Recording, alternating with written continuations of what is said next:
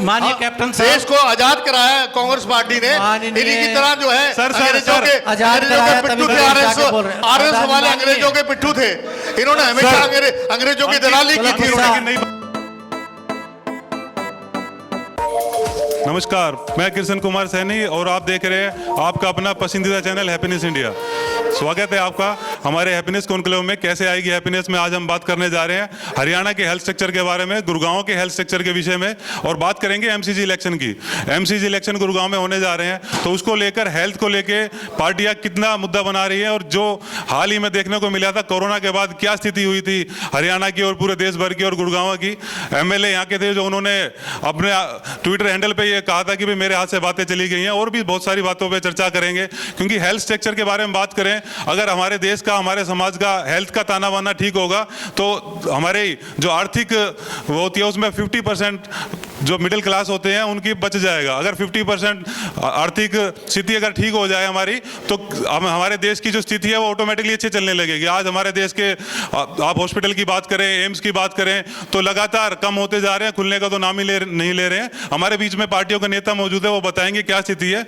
हमारे पास जो आंकड़े हैं उसके हिसाब से हरियाणा में अभी एक ही एम्स है जिसकी भी हालत अभी इतनी अच्छी नहीं है। और गुड़गांव की बात करें तो अभी एक हॉस्पिटल है जो वर्किंग है।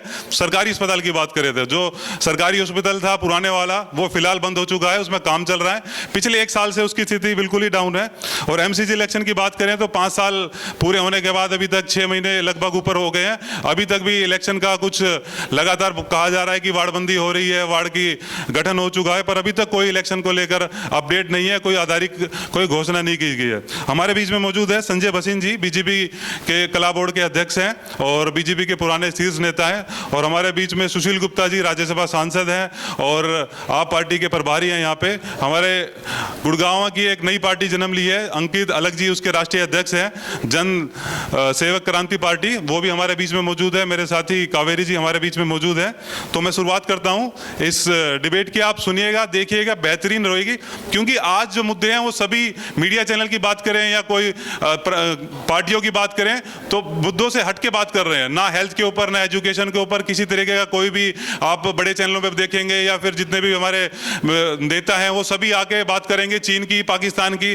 पर जो हमारे समाज के अंदर ताना बाना है जिससे वे ठीक होंगे, जिससे हमारा समाज आगे बढ़ेगा आर्थिक और ठीक करने की, और हमारी स्वास्थ्य के लेके या रोजगार को लेके, उसको कोई बात नहीं करता है। तो संजय भसीन जी, मैं आपसे शुरुआत करना चाहूँगा कि हेल्थ को लेके, जैसे कि मैंने बताया कि एक एम्स है और एक हॉस्पिटल है।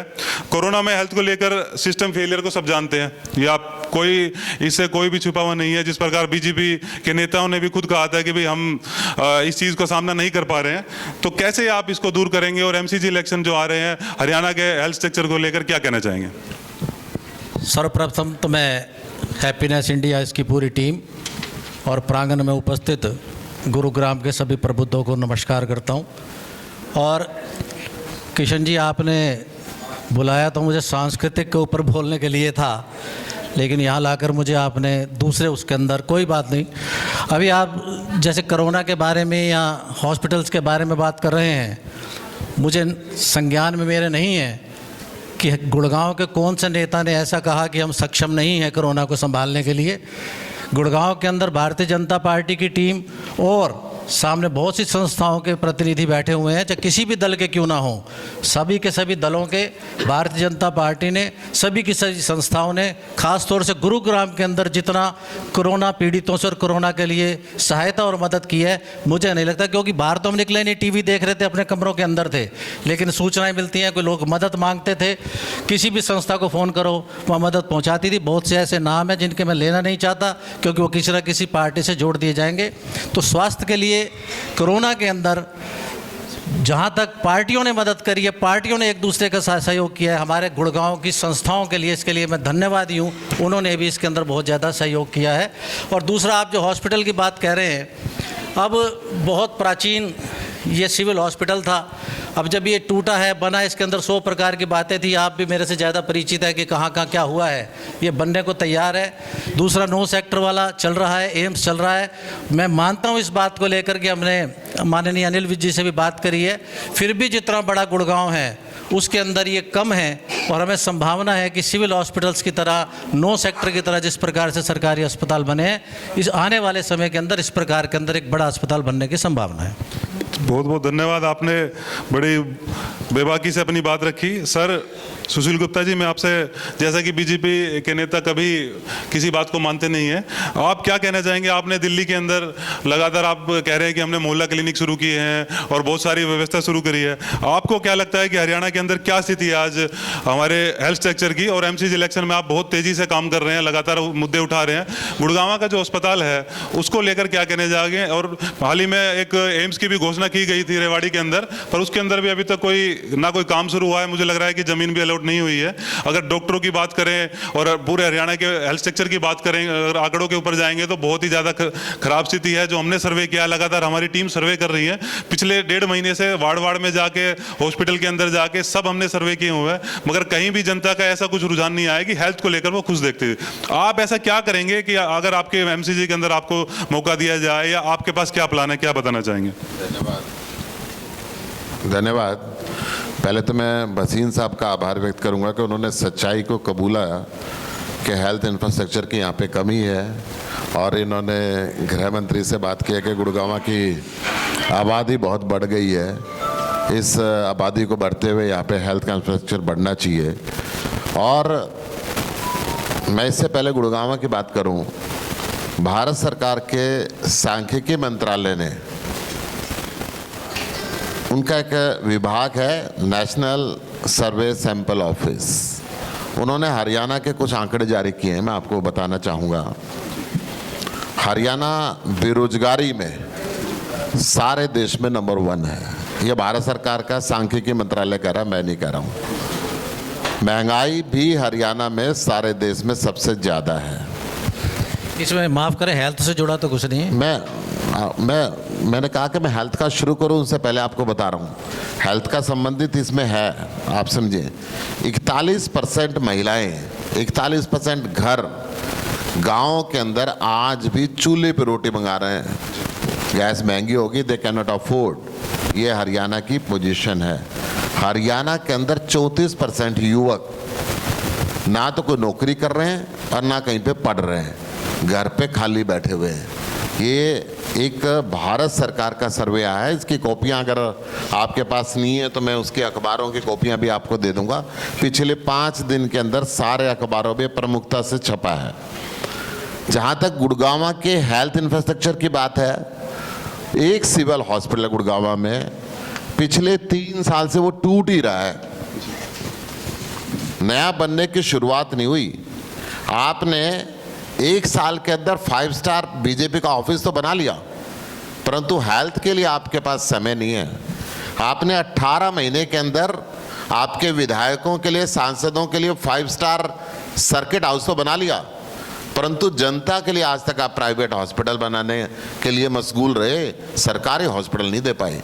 आपके हेल्थ मिनिस्टर, आपके मुख्यमंत्री गुड़गांव के अंदर महंगे से महंगे प्राइवेट हॉस्पिटल में आके इलाज तो कराते हैं, परंतु जनता कहाँ जाए जिसका पास पैसा नहीं है। बेरोजगार हरियाणा, आप ही कह रहे थे कि इसमें हेल्थ की बात नहीं है। हेल्थ की बात इसलिए है कि 34% बेरोजगारी है, महंगाई सबसे ज़्यादा है। नागरिक सुरक्षा की बात करें, नागरिक सुरक्षा, ये प्रधानमंत्री कार्यालय का डाटा है, नागरिक सुरक्षा में हरियाणा सबसे लास्ट है पूरे देश के अंदर। तो वो जनता जहाँ पे उनको सुरक्षा नहीं मिलती, वो जनता जिसको रोजगार नहीं मिल रहा, वो जनता जिसके पास महंगाई से त्रस्त है, घर में पैसे नहीं है, उनको ज़मीन बेचनी पड़ती है, मकान बेचना पड़ता है महंगे हॉस्पिटलों के लिए, या दिल्ली की तरफ मुँह देखना पड़ता है कि दिल्ली में चलें, वहाँ पे जाके जान बचेगी, वहाँ पे इलाज होगा। उनके लिए यहाँ पे सरकारी हॉस्पिटल का इंतजाम नहीं है। मैं आपको बता दूँ, गुड़गांव में 70 प्राइवेट हॉस्पिटल हैं, एक गवर्नमेंट हॉस्पिटल है सिर्फ, वो भी 3 साल से टूट रहा है। मेडिकल कॉलेज की 7 साल पहले घोषणा की थी, आज तक उसकी नींव नहीं रखी गई।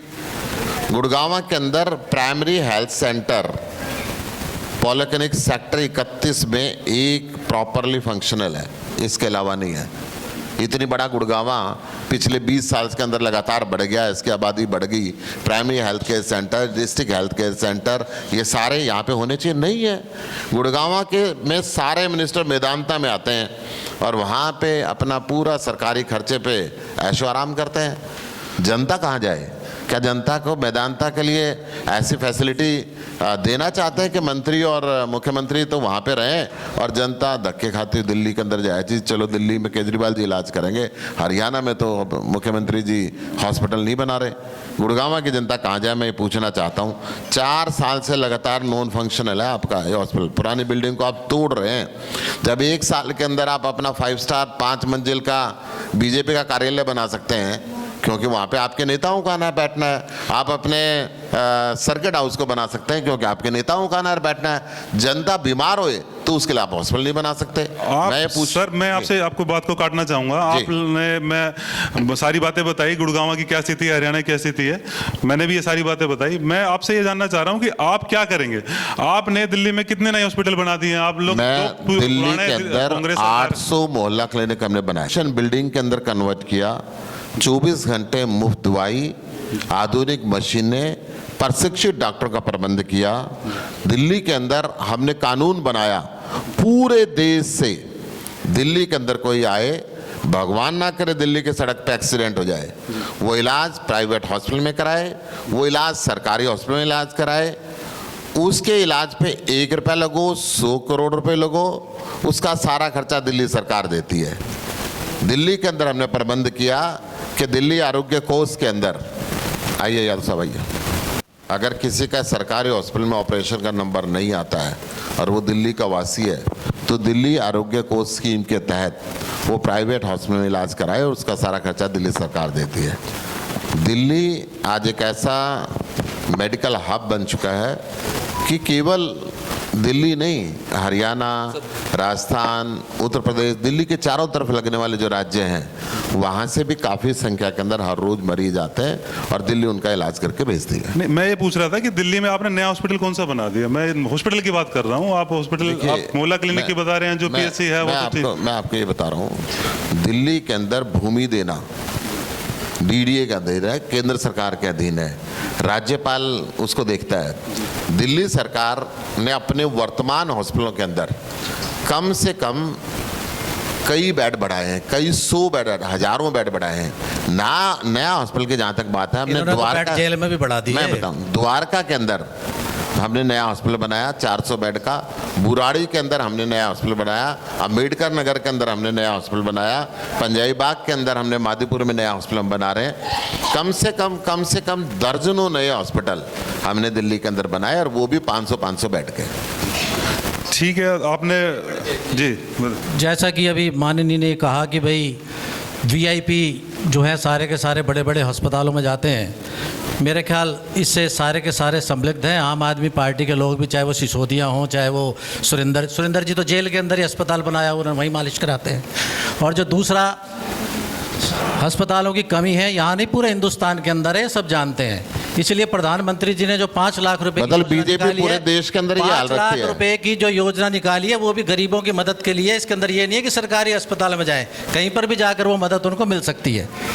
और दूसरा, जिस समय आप गुड़गांव की बात कर रहे थे, सारे के सारे बैठे हुए हैं, चाहे विपक्ष के हैं चाहे पक्ष के हैं। जिस समय आपके दिल्ली के अंदर कोरोना के अंदर सीटें नहीं थी, जिस समय बेड नहीं थे, उस समय गुरुग्राम के अंदर ही, चाहे वो सरकारी थे चाहे वो प्राइवेट अस्पताल थे, इन्होंने ही सीटें उपलब्ध कराई। उसके अंदर कोई उनका वो नहीं था। आयुष्मान से सर कितने कनेक्टेड है हॉस्पिटल, कितने कनेक्टेड है, ये भी आप देखना पड़ेगा। 5 लाख की जो बात कर रहे हैं, आयुष्मान योजना की बात हरीश जी आपने की।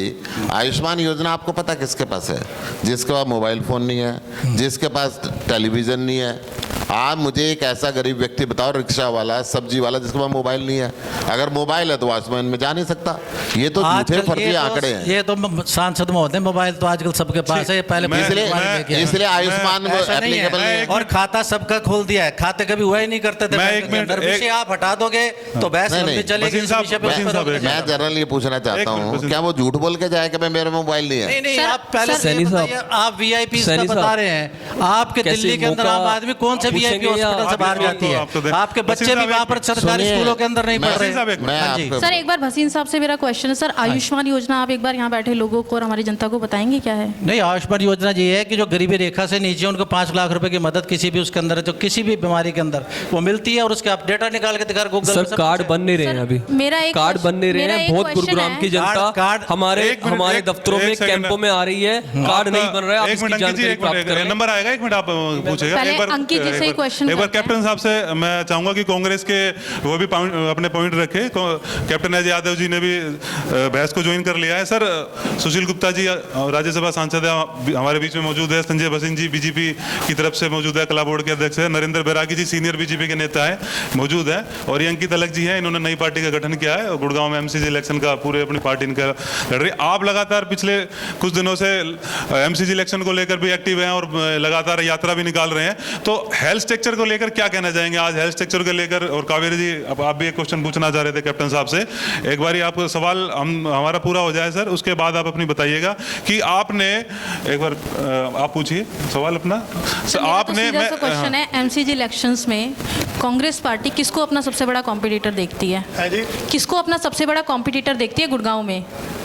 सबसे बड़ा कॉम्पिटिटर देखती है। सर, विपक्षी। देखिए ऐसा है कि अभी हेल्थ सेक्टर की बात पहले की थी आपने। मेरा ये मानना है कि जो अभी बजट जो हरियाणा गवर्नमेंट ने पेश किया वो 1,83,000 का था और करोड़ का था, और 2,70,000 करोड़ रुपए कर्जा है हरियाणा सरकार के ऊपर। इसमें से 40% तो चला जाता है पैसा पेंशन, और उसके ऊपर 30% चला जाता है ब्याज में। हेल्थ सेक्टर के अंदर गुड़गांव हमारा मिलेनियम सिटी है। हमारे यहाँ पर एक अच्छा सरकारी हॉस्पिटल नहीं है, जो हॉस्पिटल बनाया था उसको तोड़ दिया, आज तक उस पर काम शुरू नहीं हुआ। ये हमारी सरकार की उपलब्धि है हरियाणा की। दूसरा, हमारे यहाँ यूनिवर्सिटी चल रही है गवर्नमेंट एक कॉलेज के अंदर। मैंने रेवाड़ी के अंदर जो है, ये तो मिलेनियम सिटी है, मैंने रेवाड़ी में जो है इंदिरा गांधी यूनिवर्सिटी बनवा दी। यहाँ पर यूनिवर्सिटी भी जो है एक कॉलेज में चल रही है, आज तक यूनिवर्सिटी काकरोला गांव में नहीं बनी, डिफेंस यूनिवर्सिटी नहीं बनी। एम्स का जो है काम आज तक शुरू नहीं हुआ, 2015 में मुख्यमंत्री जी ने अनाउंस किया था। जहाँ तक दिल्ली की बात है, आम आदमी पार्टी के भी सांसद बैठे हैं यहाँ, मैं इनसे पूछना चाहता हूँ कि इन्होंने कोई नया हॉस्पिटल आपने दिल्ली में बनाया हो, आपने कोई नया स्कूल आपने बनाया हो, आपने जो शीला दीक्षित जी के टाइम में जो हमने स्कूल बनाए थे उनको आपने ठीक ठाक करके आपने वहाँ उसको करवाया, और जिसका नतीजा आप देख रहे हैं कि सिसोदिया जी के साथ क्या किया जा रहा है। तीसरी बात ये, क्या आपने मेट्रो रेल के अंदर क्या आपने एक खंबा भी जोड़ा है आपने? इसके बारे में बता दीजिए। कहने का तात्पर्य ये है कि अगर आप देखेंगे पूरे देश के अंदर आज पैसा किस पे खर्च किया जा रहा है? एनर्जी के ऊपर पैसा खर्च किया जा रहा है, रोड्स के ऊपर पैसा किया जा रहा है, ऑयल कंपनीज के ऊपर पैसा खर्च किया जा रहा है, माइंस के ऊपर, एयरपोर्ट्स के ऊपर। और उसमें हिस्सेदारी किसकी है? जो बड़े बड़े पूंजीपति हैं, 5 पूंजीपति देश के अंदर। लेकिन अगर हेल्थ सेक्टर की बात करेंगे, एजुकेशन सेक्टर की बात करेंगे, तो मात्र 1000 करोड़ में होंगे, और उनके 500 करोड़ 400 करोड़ लाख करोड़ रुपया ये पैसा खर्च किया जा रहा है, क्योंकि केवल पूंजीपतियों को फ़ायदा पहुंचाने के लिए भारतीय जनता पार्टी ये काम कर रही है। तो मेरा ये कहना है कि आज देश के अंदर क्या है, आम आदमी को क्या चाहिए? आम आदमी को रोटी चाहिए, दाल चाहिए, सस्ते दाम पे दाल मिलनी चाहिए। सर जैसा कि अभी आपने बताया कि पूंजीपतियों पे पैसा खर्च किया जा रहा है। अभी हमने देखा अदानी का एक बहुत बड़ा इशू सामने आया था। मैं जानना चाहूँगी कांग्रेस कितनी एक्टिव है अदानी को लेके, हमने कितने, आपकी पार्टी ने कितने प्रदर्शन किए हैं, कितने लोग। देखिए- दूसरा क्वेश्चन साथ ही साथ मेरा कांग्रेस के कार्य से लेके ये भी है, जैसे आपने बताया हॉस्पिटल एक बहुत टाइम से बंद है, कांग्रेस एक एक्टिव पार्टी है, इससे पहले कांग्रेस ही थी हरियाणा में। कितने प्रदर्शन हमारे कांग्रेस के कार्यकर्ताओं ने या टीम ने करे हैं कि उस काम को एक्टिवेट कराया जाए, सरकार पे प्रेशर बनाया जाए? ये तो आप अखबारों में देख लीजिए, अगर कोई प्रदर्शन करता है तो कांग्रेस पार्टी करती है। हम लोग जो है मुख्य विपक्ष की पार्टी है, यहाँ पर हम प्रदर्शन भी करते हैं, हम जगह जगह धरने भी करते हैं। अभी हमारे नेता राहुल गांधी जी ने भारत जोड़ो यात्रा जो चलाई थी, जो कन्याकुमारी से श्रीनगर तक गए थे।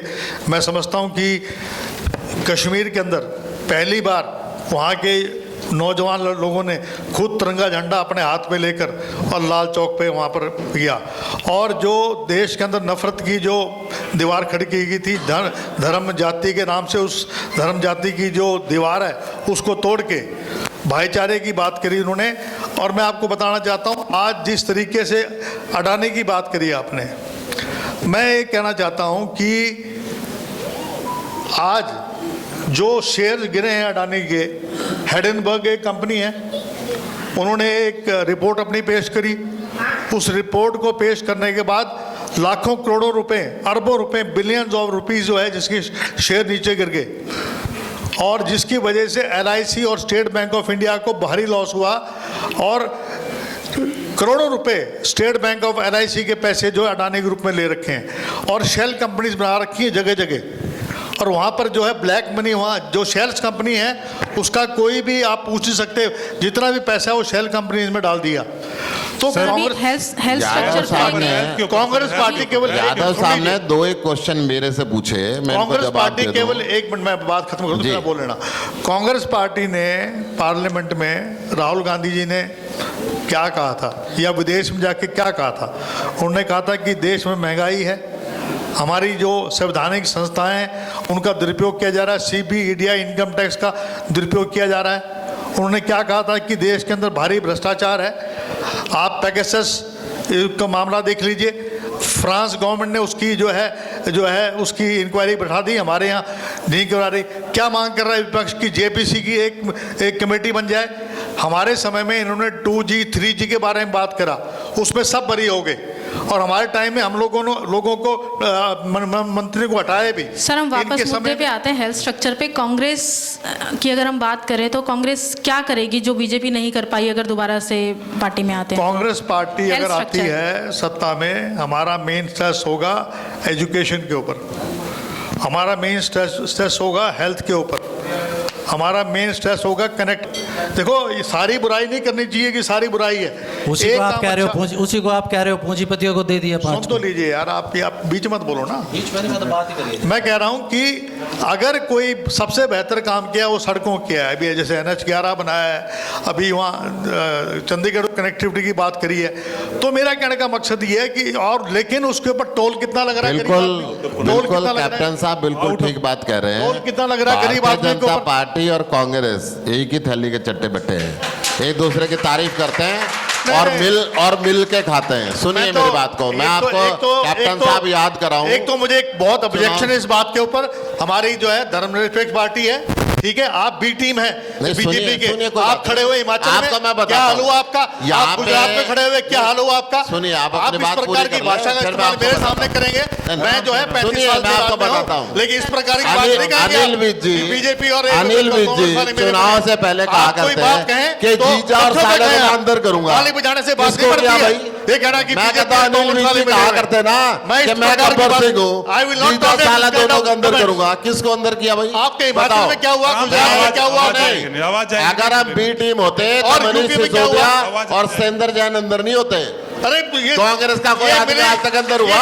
ये नूरा कुश्ती है, ये नूरा कुश्ती है, ये नूरा कुश्ती है दिखाने के लिए, दिखाने के लिए, ये आपकी नूरा कुश्ती है, सुनिए, केवल दिखाने के लिए, मैं हेल्थ दिखाने के लिए। मैं हेल्थ ये भी सेक्टर में आपने कुछ सवाल मेरे से पूछे थे, इसलिए हमने बुराड़ी में नया हॉस्पिटल बनाया, नहीं कहोगे।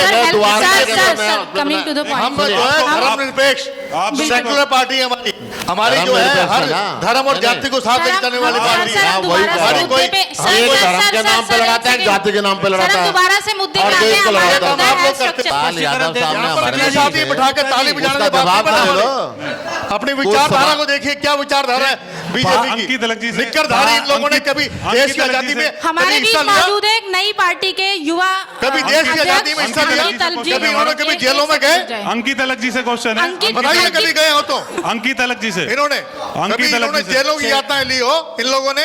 अंकित केवल- अलग जी से- अरे अंकित- जो है- हम तो आज भी जा रहे हैं दोनों के भ्रष्टाचार के खिलाफ। सरकार वो आदमी था जिसने माफी न मांगी अंग्रेजों से।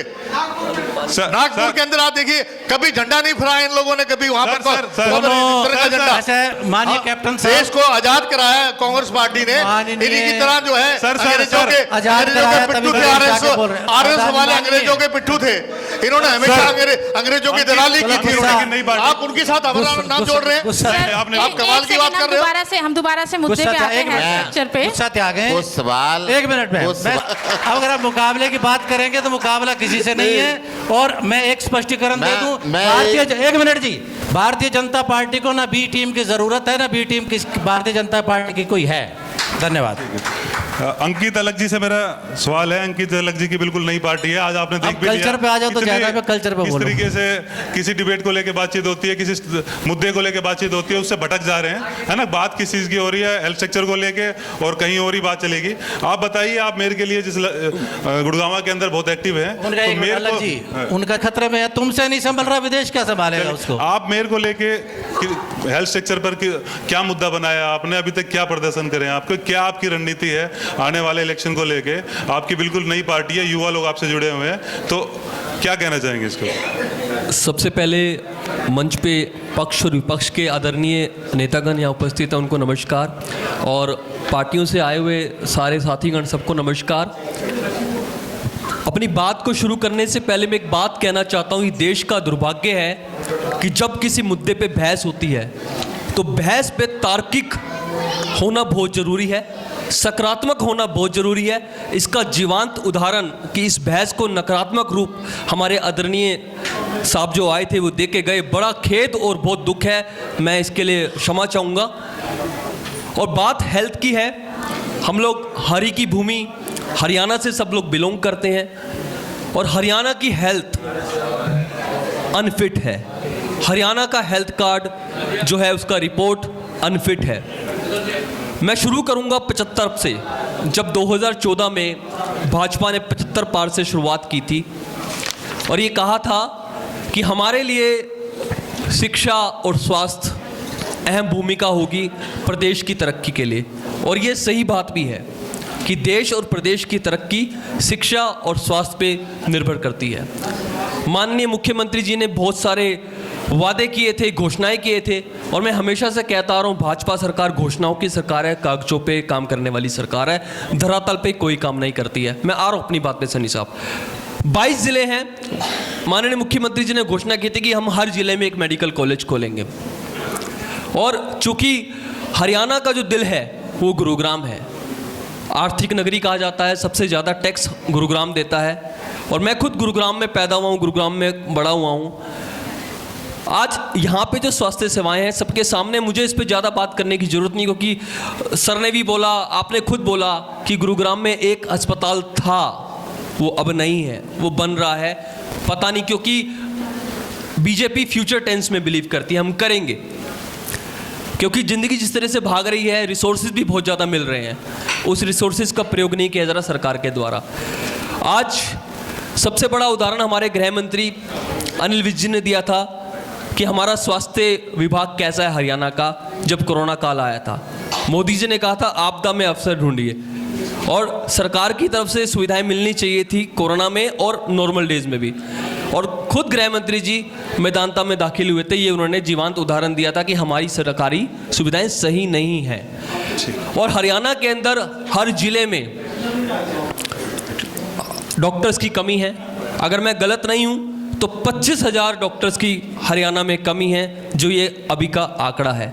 और टेक्निकल स्टाफ हर अस्पताल में कम है। आप इस बात का उदाहरण मैं आपको दे सकता हूँ, मुख्यमंत्री जी की अपनी सिटी करनाल, उसमें कल्पना चावला हॉस्पिटल है, उसमें भी टेक्निकल स्टाफ की कमी है। और इतनी कमी है कि जो कोरोना काल में जब इन्होंने बोला कि हमारे पास उपकरण नहीं है, तो 500 वेंटिलेटर्स इन्होंने खरीदे, 500 वेंटिलेटर खरीदे। और आज कोई बीजेपी का नेता अगर उसका सबूत दे दे कि वो यूज में है, सारे धूल खा रहे हैं, सारे पैक्ड हैं। अंकित जी, हम आपकी बातों से ये तो समझ गए हैं कि आप बीजेपी के विचारों के समर्थक नहीं हैं। एक क्वेश्चन है आपसे, आपकी मैं पार्टी राजनीति, वर्तमान राजनीति का समर्थक नहीं हूँ। आप किसी पार्टी के विचारों के समर्थक है, किसी पार्टी से जुड़ना चाहेंगे? आप, ये तो गलत सवाल है आपका। आप खुद ही अभी बोला कि हमारी जनसेवक क्रांति पार्टी खुद प्रोग्राम से बनी पार्टी है। इंडिपेंडेंट